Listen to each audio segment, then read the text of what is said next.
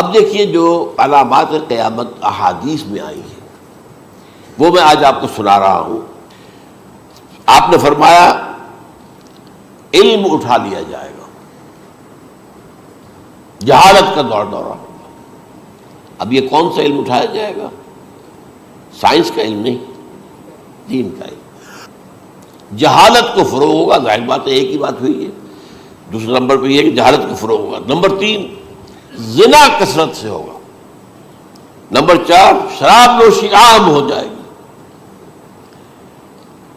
Number 5 عورتوں کی تعداد بہت زیادہ ہو جائے گی، مردوں کی تعداد کم ہو جائے گی، یہاں تک کہ 50 عورتوں کا خیر خبر کرنے والا، کوئی نگرانی کرنے والا، وہ ایک مرد۔